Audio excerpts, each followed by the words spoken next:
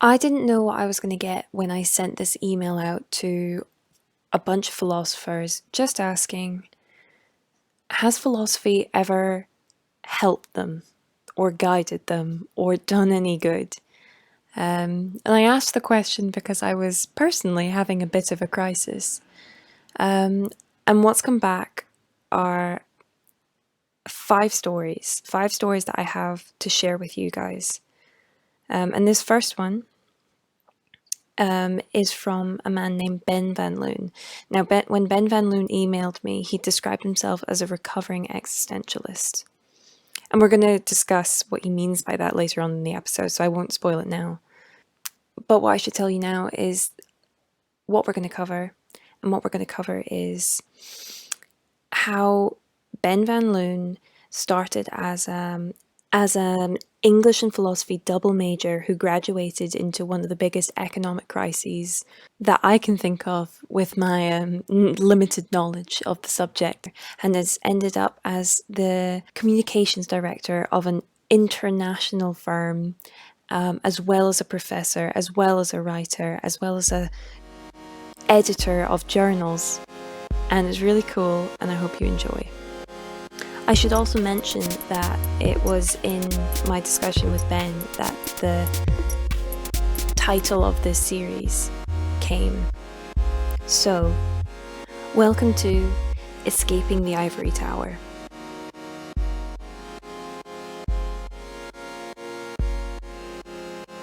Right. Ben, could you introduce yourself to us and give us a bit of a backstory? What do you do? Sure. So first of all, thanks for having me. It's nice to be talking with you. It's too bad we can't talk closer in geographical proximity, but that's part of the reason why we're talking, I guess. So I'm Ben Van Loon, based in Chicago, and I do a few things actually. By day, I like to say I'm the communications director for an international real estate investing association. Um, and by night, I'm an adjunct professor of communications at Northeastern Illinois University. And in between all of that, I do a whole bunch of other things. I write and I edit and I do some consulting and I ride a bike. Um, and maybe I don't go many places these days either because of all the pandemic fun that everybody is having, apparently. It's been a hoot, let me Yeah. tell you.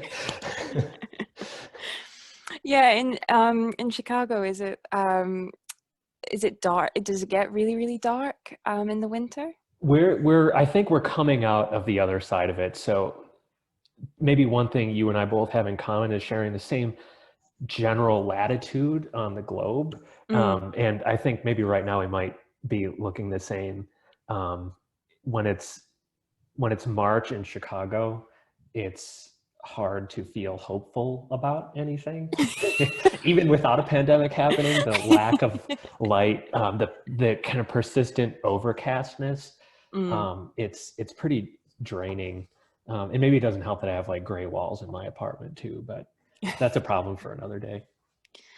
Yeah, my partner bought a sad lamp this winter because it was the first time that he'd ever actually experienced the dark, and he was like, "This is terrible. Why do you live here?" But anyway. Yeah, I've always been kind of like whenever it comes to kind of depression and seasonal depression, I've always I feel like I've never fully resolved the chicken and egg situation of depression. Is it neurochemistry affecting outlook, or is it outlook affecting neurochemistry? And maybe the older I've gotten, the more I've been kind of been able to point to specific environmental factors that affect your mood. I used to kind of maybe trying to make the best of a bad weather situation in Chicago that extends over 4 or 5 months. I always I used to try and say like, oh, well, this is just part of becoming more resilient as a person. But um, maybe there's something about the sun that we're all kind of forgetting this far north on the planet. So when the sun is out, all of a sudden my view on life is a lot cheerier. It's crazy how that happens. I actually saw somebody posted the best thing about springtime is that you realize that you've been depressed for 3 months and you've just forgotten, and then you get to springtime, you're like, oh my God, I'm happy. Wow. Yeah, maybe we just like, maybe that's the advantage of living farther north away from the equator, is you are able to appreciate the sun more, or maybe like appreciate those moods more. If you just have constant perfect weather all the time, then you can't really call it perfect weather because there's nothing to compare it to. It's just Unless like normal. monsoon season versus just normal, hot, perfect equatorial weather. Mm. Yeah, you appreciate the things that you can't have all the time, Yeah. like cake. Um, right. Okay. So you do all of this, but you Mhm. started out as an English and philosophy double major. Is that Yeah. right? Yeah. So here's the story. It's a story that's still being told, I think. So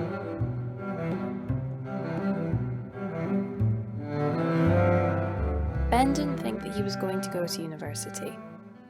I was kind of very against any kind of institutional anything at the time, and had these kind of self-proclaimed punk rock anarchist tendencies. And But simply because he was into it, he found that he was reading a lot of philosophy.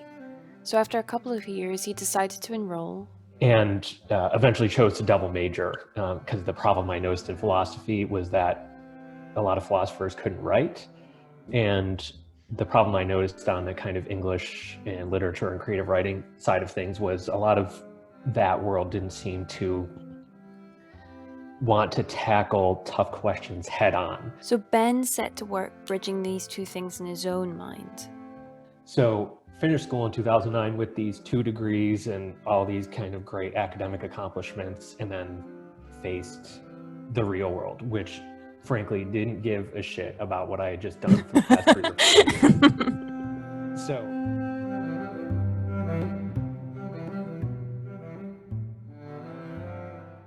Ben started working in a bike shop, and as he was working there, he wrote about his experiences and what he was seeing. He started getting published and paid for the stuff he was writing.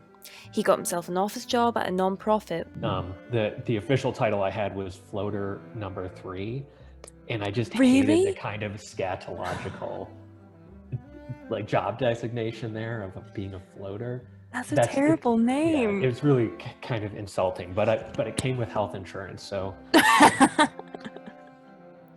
Though not ideal, from here to further himself, Ben and his brother started a literary publishing brand where he could publish his own work and provide a platform for other artists around Chicago.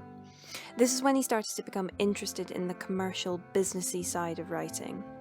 In it, he found creativity and he enjoyed the philosophical questions the business world could strike up. However, Already at that point, I was looking back at my teenage self and thinking, this guy must think the Ben in his early 20s is starting to sell out. Whatever that means. I guess the idea of selling out is much more clear to somebody who's 18 years old. But anyway, my 18-year-old self would have thought I was selling out. But really, what attracted me to the idea of marketing and kind of moving beyond just the writing and production side of things was, I want to be on the side of business and in the area of the world that doesn't just say things, but actually gets to be involved in deciding what gets said, how it gets said, why it gets said, when it gets said. That's the kind of marketing and communication side of the writing business that has since come to attract me, and that I have since kind of built my career around. So I got the marketing job and saw, oh, there's a lot more I can do here. Marketing is still just part of the picture. There's this kind of worship of numbers and data in marketing, and it's really to the exclusion of the core ideas that underscore what a brand or a company or a person is doing. So that's now 4 or 5 years out of undergraduate at this point. That's when I made the decision to go back to school and get a master's degree in communications. right. And part of the attraction to communications was I was already working in this world.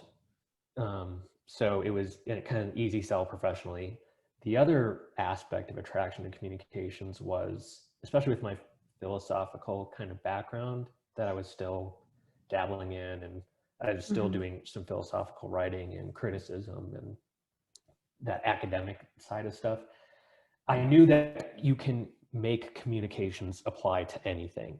And so I picked communications not because I had this kind of singular passion for communications, but because I saw it as a way to make my kind of philosophical interests more applicable in a larger variety of contexts.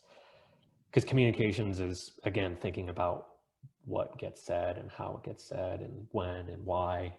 That's what philosophy is too, I think. So So communications, can you like paint a picture of what that looks like day to day? What do you do in communications? I'll talk about it with a few examples, Okay. because it's not a profession. I think it's a point of view. So first of all, I did like kind of wrote PR stuff, writing press releases and pitching news stories and that kind of thing, which you can do just as easily without any kind of philosophical training. But one of the things that I really liked doing there was, if we had a kind of, so the firm focused on reputation management, which is, if you look at the history of public relations, that's really what PR is managing the kind of public perception of ideas or organizations or people, managing their reputations. Some firms specialize in crisis situations, some firms specialize in marketing consumer products, but we were working with a smaller set of clients on overall kind of reputation management. So that meant if a crisis popped up or there was some kind of executive transition that would be sensitive, it was up to us at the firm to write the correct kind of messages and guide the spokespeople in the right direction. And what can we say? What should we say? What are the questions that we can expect? What are the difficult and unfair questions that we should expect? And what are the things that we should kind of have prepared in response to these? And also, what's the main story that we want to tell here, or the main idea we want to tell? So we got involved in some pretty complex issues that I had no previous experience in. And for example, early childhood education and something called a social impact bond that can be used to fund early childhood education. I knew nothing about early childhood education or social impact bonds, which are just kind of a tax tool for rich people. But when I was working at the PR firm, that's not what I said. That's just kind of what I learned. But in any case, we had to kind of, our client was kind of serious about these programs and convinced that these bonds were kind of a good way to get private funding for public programs. And so we had to kind of do a lot of research and write a lot of messaging and plan for a lot of kind of contingencies for interviews. And if so-and-so asks this kind of question, what should the response be? And also, how do we tell the truth here, which is kind of PR maxim 101, is always tell the truth, or else you'll be found out if you don't. And you could destroy somebody's reputation by doing that. Maybe not in 2020 and 2021, you see people lying constantly and getting elected president, for example. It's exciting. Yeah, but that behavior still doesn't really fly for corporations. So that's one thing a communications person might do, is get involved on the PR side. And really what it comes down to is thinking strategically about what gets said and why, and what kind of support you might need if you want to say something.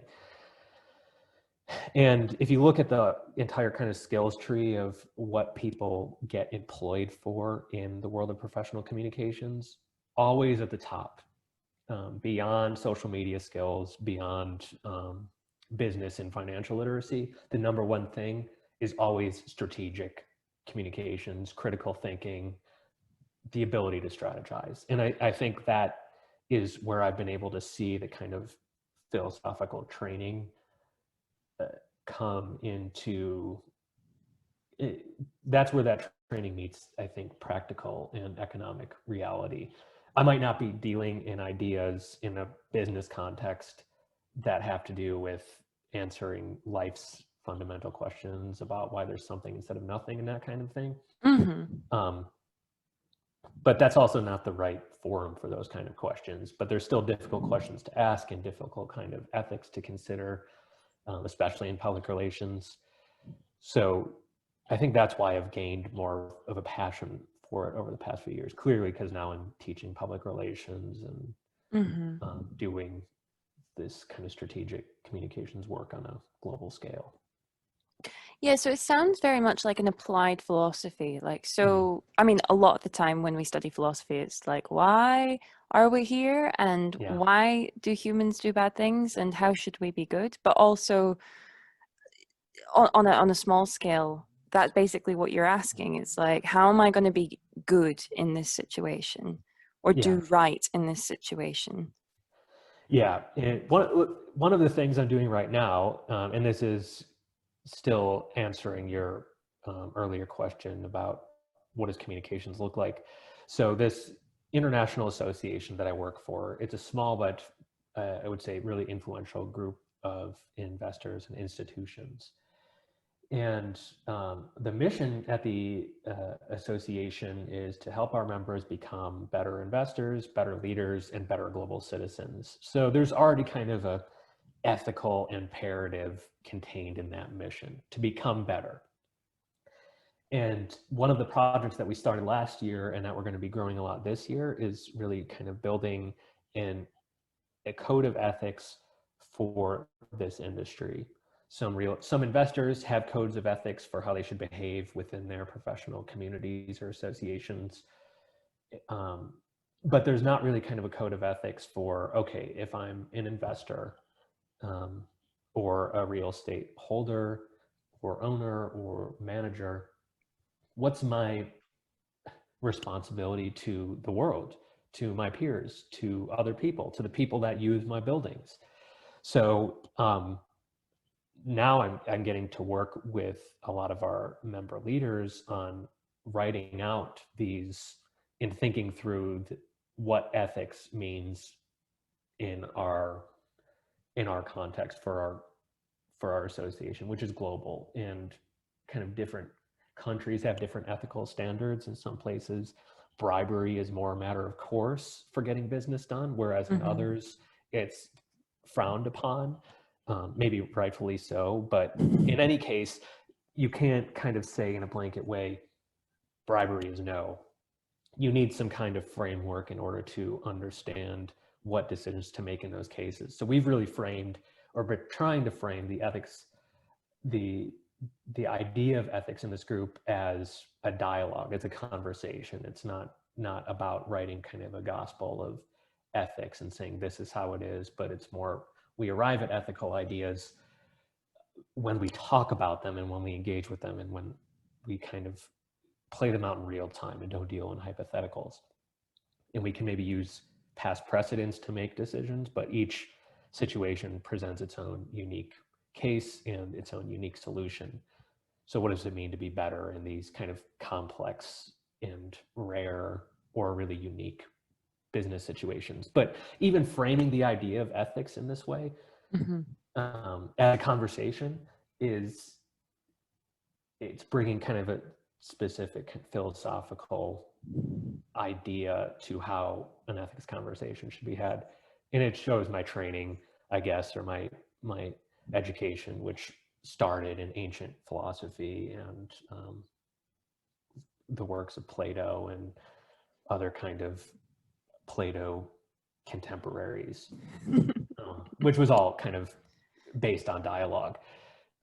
If I would have maybe had a different kind of philosophical upbringing, that might not be the view I get to bring now as communications director for the association, as the editor-in-chief of our journal, and as somebody really involved with the work that our ethics committee is doing. But it's fun because now I get to name drop all these kind of philosophers that I've had to be quiet about for the sake of not appearing snobbish to people. So now it's safe to talk about in a professional context. So it's pretty fun, and it's still communications. It's still communications and it's still philosophy as well. Yeah. Yeah, no, it sounds fascinating because I've been speaking to several people about this, obviously, but part of their frustration with philosophy is you tend to be a very eloquent spectator, but you don't actually get to play the sport. And when you were talking about your sort of journey, it very much sounds like you made a decision where you were like, don't want to be a spectator anymore. I want to go and play the game. And that's what I'm going to go and do. But with all the eloquence and the sort of background that the spectator has. Yeah. And I think it's great that you bring that up. And I like that idea of spectatorship in philosophy. A lot of academic philosophy falls prey to the same traps of other humanities disciplines, where you become more advanced in the field, the better you are at mastering the technical vocabulary of that discipline. But the more you master that vocabulary, the more divorced you get from life at street level, I like to say. Yeah. Nobody cares if you have read or can explain Hegel to them when you're picking up your coffee or something. But if there's somebody outside who is asking for money, that's when philosophy is coming into practice. And that's when your kind of ethical ideas come into practice. And that's really where philosophy happens, I think. And just one other note on the connection between philosophy and communications and this idea of spectatorship, especially when you're kind of on the PR side or the strategic side of business, and you're working in the world of communications. And I say the strategic side as compared to like the marketing side or the kind of measurement side of things. I'm more focused on the strategic side of things. You have to be able to put yourself into the eyes and hearts of multiple different audiences.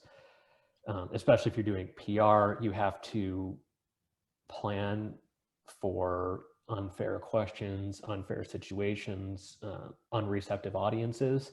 So the only way to get into the heads of these semi-fictitious amalgamations is to view things from their perspective. And I think that's the other thing that philosophy lends itself to in communications, is the ability to think through a single issue from multiple different points of view. So it's taking that kind of those spectator tendencies, but putting them to work under a larger umbrella of action. So I loved when you emailed me when I asked a question like, does philosophy help anybody? Like, does anybody have a story about that? And you refer to yourself as a recovering existentialist, which is such a good phrase. I really like it. And so what we've kind of got at the moment is we've got a picture of how philosophy lends itself to you in the workplace, how you've turned it from something that sits in the ivory tower into something that you have utilized and have found utility for in the real world. When you were coming out of uni, no jobs, nobody gives a crap that you've done philosophy and English and done very well at it. Did your philosophical training and did any of your readings help you emotionally through that time? Because it must have been terrifying. Yeah, that's a great question. And that's why I like to refer to myself as a recovering existentialist, because, and maybe this goes all the way back to talking about the weather in Chicago in March, where it's really miserable. And if I had all the money in the world, I would spend the miserable months somewhere less miserable. But because I don't have that freedom, I have to find out ways to make the miserable time maybe less miserable. So maybe for some people that means indulging in certain vices. So like I spent some of my youth in Wisconsin too, and there's a lot of alcoholism there. Not in my family or anything, just in general. It's good. Well, if you're living this far north where it's cold and miserable for much of the year, you got to turn to something. So maybe like the existential philosophy for me was like alcohol for any of us in these northern latitudes, where it's maybe not necessarily good for me, but at least there's some commiseration here. Even if I don't truly understand the philosophy behind Sartre and the idea of hell being other people, at least there's some kind of like, at least I can be like, yeah, hell is other people. And I feel good in my kind of resentment of others.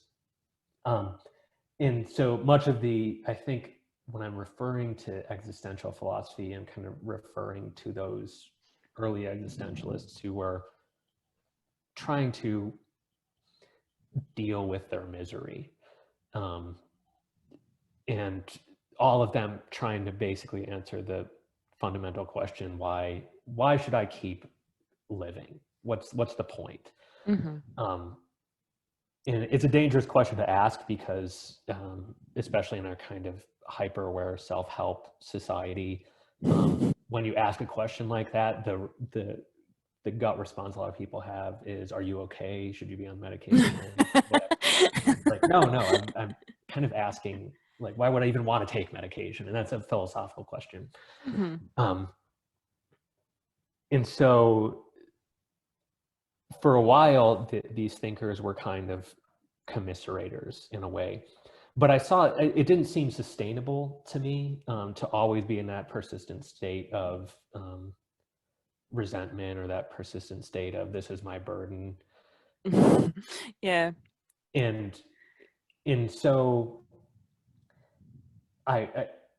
and that was the reason I got into philosophy too in the first place, was not because I had these academic ambitions, it was because I had these fundamental questions that I wanted answers to, or at least I wanted to know if I'm asking the right questions in the first place. So who better to turn to than other people asking the same questions? And it seemed like existentialists were asking the same questions I was. And some got really close to, here's how you can get past the miserable side of existence. You get a little bit of that with... Quick aside, the piece that Ben's trying to reference here in particular is Albert Camus' The Myth of Sisyphus, which is essentially a treatise on dealing with how absurd life is, or the absurdity of life. It's actually one of the first things I ever read, like a proper philosophical work, and it's really, really good, and you should definitely read it. Anyway.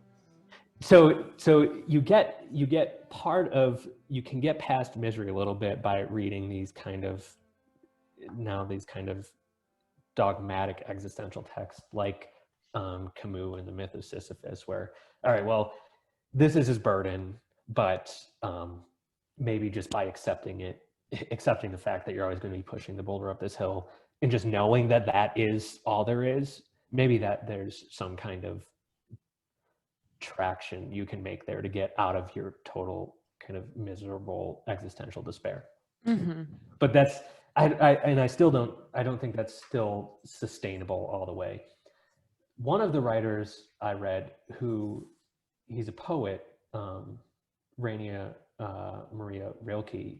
I'm sure I'm completely messing up the pronunciation there, but in any case, his poetry and his work has, at least kind of in the chronology of things, is sometimes associated with some existential thinking, or at least some of his ideas could be considered existential. And one of the books that stood out to me at that kind of transitional stage in my own existential philosophical narrative was in Letters to a Young Poet, where there was a young poet, a soldier, who was writing these letters to Rilke, basically just asking him life's questions. And looking for answers. And they weren't exactly the same kind of questions I was asking, but it was more like, oh, well, the person writing to the poet seems to at least be bothered by the same things that are bothering me. What's the point? What's love? What's, all these kind of basic philosophical questions. And Rilke has a line to the young poet who just asked a whole bunch of questions. And this is kind of a paraphrase, but he says, "Live the questions now." And that's become kind of a maxim for me as well.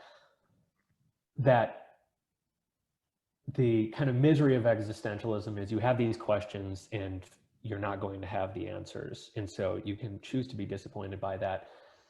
Or you can see that it doesn't really matter what the answers are. Asking the questions is the answer. Mm-hmm. It becomes this kind of Taoist philosophy that you kind of step into the river or step into the way of things. And if all there are is questions, it doesn't mean that the questions are meaningless, and it also doesn't mean that the answers don't exist. It just means that the minute you think you've arrived at an answer for something, all you've done is introduce a new set of questions. And that's not reason for hopelessness. That's, I think, reason for excitement. I think that's reason to continue to be motivated to live and understand more and experience more. And going back to what I said earlier, to walk around more. That you don't need the answers, and you don't need to be depressed that you won't have answers, because maybe your desire to want to have answers is a juvenile desire in the first place. Sometimes it's just better to be. And I think that's why I've come around to really enjoying thinking about communications professionally, because at least in this context, I'm able to get some answers or whatever. You know, you're not answering life's questions, but at least you're applying the same kind of urges of critical thinking and curiosity in a smaller context. And I think that's what I mean when I say recovering existentialist, is I've kind of grown past the misery side of it and come to embrace the every new day is a miracle. It's not actually like what I'm saying, but live, laugh, love.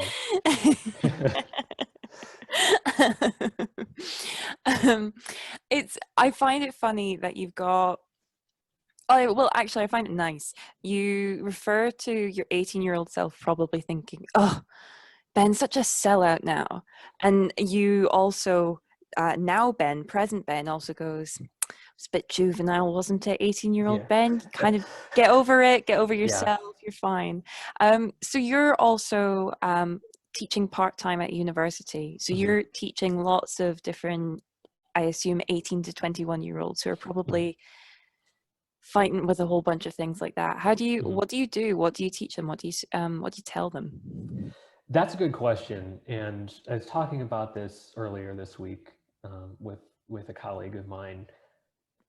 The way I got into teaching wasn't because I sought it out. It was because the opportunity came up for me. And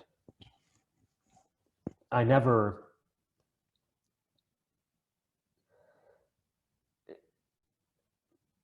sorry, I'm collecting my thoughts here. I never sought to be a teacher or an educator. The opportunity kind of came to me. I was close with the chair of the department at the university. They had a class in public relations. He had watched my career and some of the work I'd done, but because he also knew the work I had done academically, they were looking for somebody who understood both the theory and kind of the practice of communications in equal measure. So he said, "You would be great for teaching this. We haven't been able to offer this class for 4 or 5 years because we just can't find the right person. So why don't you give it a try?" And that was now 3+ years ago, for as long as I've been teaching the class. And part of the reason I said yes to it was because I would have, relatively speaking, full autonomy. It hadn't been offered for several years, so the old curriculum, the old syllabus, the old textbook was all out of date. So part of the deal was, if you want to teach this class, you can make it your own. And when I graduated or finished my undergraduate degrees in 2009, one of my biggest resentments after graduation was I felt totally unprepared for the world. Even just having somebody say everything you're doing in school, nobody cares about when you're out of school. Nobody said that. And so it was like a harsh awakening when I came out of school, and Yeah. I thought I had a great portfolio, but it was like, it's all student work in, It's in not that, real yeah. person work. It, No. but it had been sold to me and all other students as being so important. Um, Hmm. and so it was kind of a rude awakening. Well, they And make it seem so important as yeah, well. If you don't do this, we're going to chuck you out because you're yeah. bad. Or yeah, if you don't, if you have 7 pages instead of 8, you're going to fail this class or what, like, I don't know, all this kind of fear tactics to get you to write papers that are read by your professor, and that's it. But it's because a lot of these professors, especially at the time, that's the only world they had ever known. They had never had to actually go look for a job or interview outside of an academic setting. And maybe they had a retail job once when they were 15 years old, but had otherwise only ever been in school. And so I was really excited about the teaching opportunity because I could go and I could talk about the kind of theory and history of public relations and communications, but also what I hoped would be the case, that I could speak speak some truth about the world.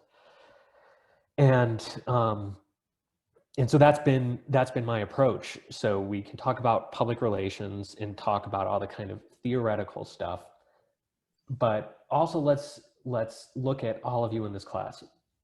80% of you in this class don't want a career in public relations or marketing or communications at all. Or you're just totally bored. Even when I say a sentence like that, you've already tuned me out. And I get that. And I say essentially that to my students too. I know this doesn't interest all of you.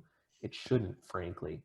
The school where I teach isn't a feeder for these industries anyway. So most of the students are there because they're fulfilling their kind of credit requirements. And there's always a handful who's truly interested. And in any case, that's how I design the class and the coursework. Okay, if you're doing public relations, you need to know how to write a press release. So here's the mechanics of how to write a press release. But let's not take it so seriously in this class in that you have to get a press release perfect or else you fail the class. That's not what it's about. It's, if you want to do PR, here's how you write a press release. If you don't want to do PR, here's how writing a press release and understanding how a press release gets written will help you in whatever else you do. Mm-hmm. So that's how I focus on the kind of practical stuff. But because I get to bring the theoretical side as well, that's also where I'm able to introduce philosophical ideas that I think aren't typically introduced in any other public relations setting or format. Ethics are a huge part of the conversation, so we get to spend a lot of time talking about ethics. But also we get, at least I get to introduce some kind of obscure philosophical ideas, at least for this class that isn't really taking any other philosophy courses, and talk about hermeneutics and truth and method. And I quote Hans Georg Gadamer in there, and I would be willing to bet that there are no other PR professors talking about hermeneutics. But I think it's really, at least when I'm talking about that idea, it's really what I'm saying is words have meaning, and the best kind of communications practitioners, or really the best kind of leaders in general, are people who understand where words come from, how they evolve, what they mean when they're said at a specific point in time, and what they mean when they're interpreted through a different ideology at a separate point in time, and how that kind of philosophical understanding can make you a better communicator. Not even professionally, just somebody who's a better person in general.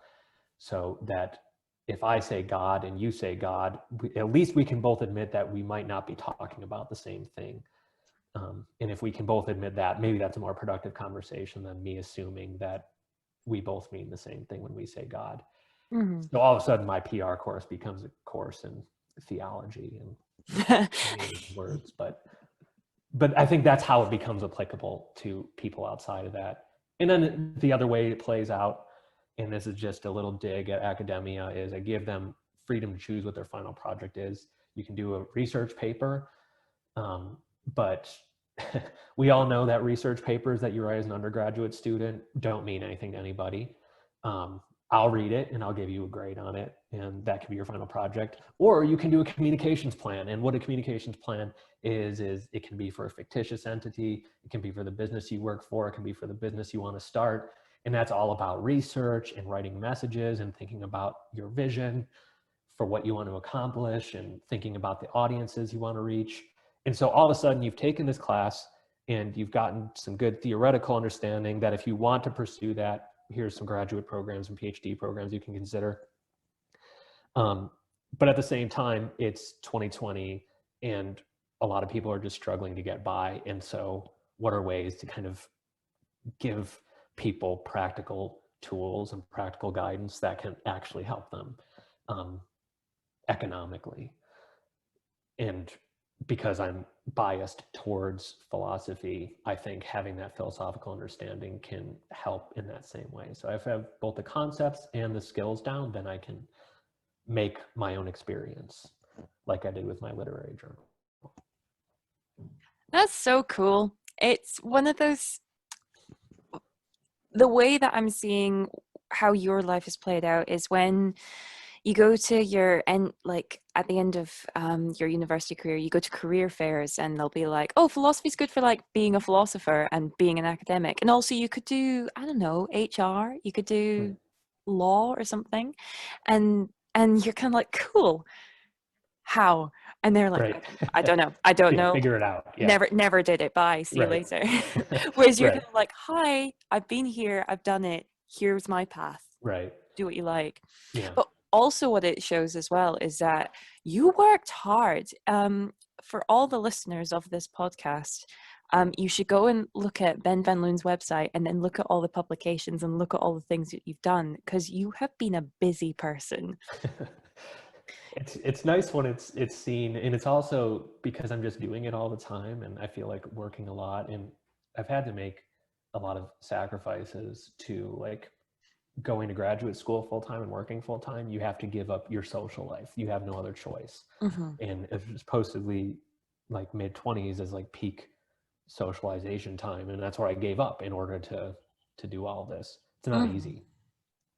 So thanks for the compliment. Yeah, I feel like it's like that Venn diagram. It's sorry, my dog just barked there because I stood on her. Sorry. So it's like that.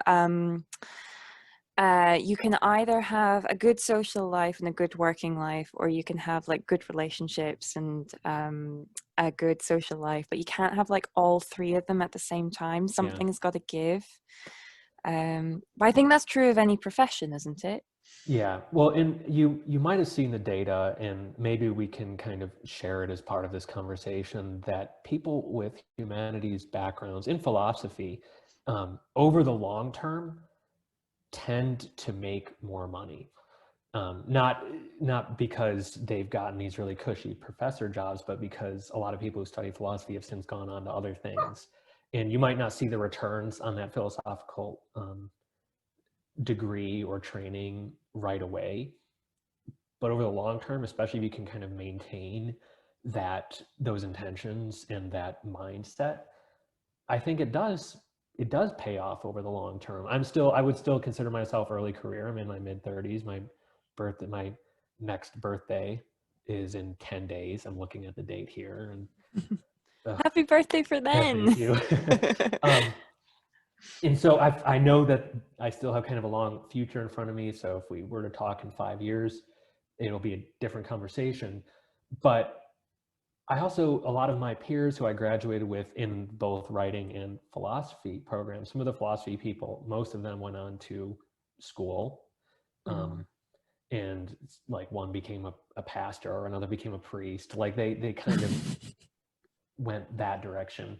Another one founded a brewery, which I guess that's, Cool. that's Yeah. kind of monastic too, I guess. Yeah. But especially the ones who studied writing, a lot of them just, it's like they felt like they just wasted their time and wasted their money on an undergraduate degree that doesn't apply. And so they kind of just gave up on it. and they stopped being creative because it didn't pay off right away. Mm-hmm. And maybe it just kind of because I'm a stubborn person, but I was just like, I don't want this to happen to me. I don't want to. I spent a lot of money on this. I've gone into debt for this, so I don't want it to be wasted. I want to make it work and show how it can work. And that's become the kind of motivation. That was the initial motivation, but once I kind of felt like I unlocked something, knowing like, oh, I can make philosophy apply, I can make communications apply.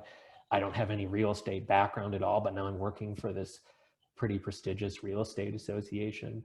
But I Mm-hmm. think it goes back to this kind of curiosity cultivated by studying philosophy. And I still am kind of like occasionally explore, maybe I can go back to school and get a PhD for something, or maybe I get a master's of education in something. Like that urge is still there too to Is go it? back, but it, I feel like I might be making more money than some professors, so I'm kind of not rushing to go back. Um, I mean, you could still write a book, or you. mhm. I mean, well, a PhD is essentially a book at the end of the day, Yeah, and if yeah, it's well written, then maybe you could sell it, and right. then you could be a very famous philosopher. I don't know. It's a silly Yeah, idea. yeah. Famous philosopher. What A is famous philosopher? that? Who? No, I think this is a really cool story because when you bookend it, you were a punk rocker who went into philosophy and English, and then you were working at a bike shop. And I feel like a lot of young people at the moment will be in the same position. Like they've gone to uni, they did their best, and now they're working somewhere where they were like, this is not where I'm supposed to be right now. I Yeah, I want to be in the philosophy shop, or I yeah, want to be in the English language shop, but they're not yeah, there. And you've made the world work for you, but you've also made your degree work for the world. Does that make yeah. sense? Yeah, I think that I like to joke that even the course I teach in public relations is really it's about economic survival. It's about survival, and maybe that's what philosophy is about too, and even the existential um, line of questioning: why am I alive? That's a survival question. Yeah. Um, Yeah. in in in now we're on the tail end, hopefully, of a pandemic that's killed. The numbers are just going to grow, and I think we'll learn get a better understanding. But let's say by the end of this all, millions will have suffered from it, either Hmm. loss of life or all the lives that have been affected by the death of others and the death of opportunities for people and the widening inequality. Um, so in this world, survival, it's a real thing. It's not a tongue-in-cheek concept. It's not abstract, um, especially in places like the US where healthcare is in limited quantities and costs people a lot of money. And you can sometimes have the choice between, if you like break your leg, maybe I can just walk with a limp for the rest of my life, or go into bankruptcy in order to walk normal again. What are my options? Um, Yeah. and so, but if you can kind of protect yourself economically and career wise, that's a way of surviving in the world. And that's also, but how you choose to survive, do you want to step on others to survive, or can you survive with your integrity intact? And can you survive by helping others? That's a philosophical decision. Clearly, maybe this is something that the US and in the UK have had in common over the past few years. You see people choosing to survive by stepping on others. But we also know that's not sustainable, and it does more harm than good. So in just as much as philosophy is about survival, it's also about how do you be a good person. Mm. And I think that's something anybody can understand. And you don't need 4 years of schooling to understand it, but I guess that doesn't hurt. No, definitely not. And it's fun as well. It's, well, not even fun. Well, it is fun sometimes. I think sometimes it's comforting. I definitely went into philosophy going w- from a place of fear. Like I was Mhm. like, I don't know what's going on. I don't know why I'm here. God doesn't work for me, so I need something else, guys. And Mhm. that's how I went into it. Um, yeah, I think it's a really good way of encapsulating philosophy. It is about survival, and it is about kind of like figuring it out. It's a place to figure it out. Yeah. As a final thing, people often are like, if you say to, let's say, your gran or somebody like that, you're like, oh, I'm going to go and study philosophy at uni or philosophy at college. And they'll be like, what are you going to do with that? Yeah. What's the point in that? Having been through all of this and had to hustle and done all of this, was doing a degree in philosophy worth it? Yes. But you're also talking to somebody double majored. If I were to change anything about my undergraduate decisions, it would be doing philosophy and something else other than English. You're too close.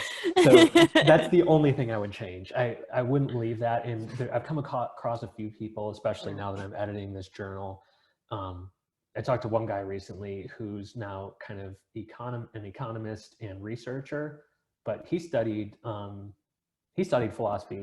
Like, it would be great if somebody could study philosophy and something practical, philosophy and finance, philosophy and economics, philosophy and, well, I was going to say philosophy and science, but that's a whole other can of worms.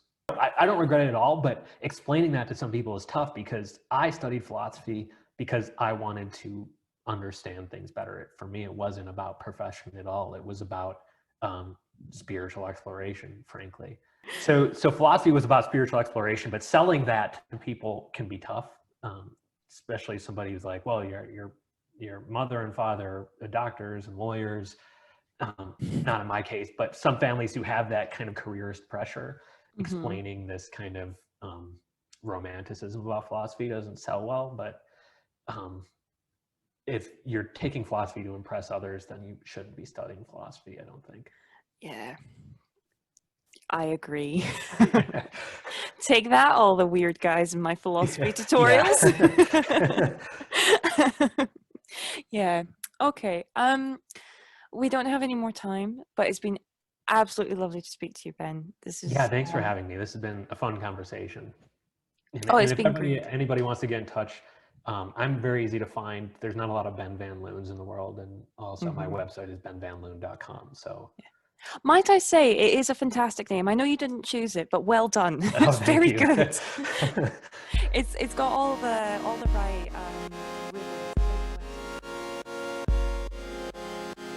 Ben Van Loon, courtesy of his name, is a very easy man to find.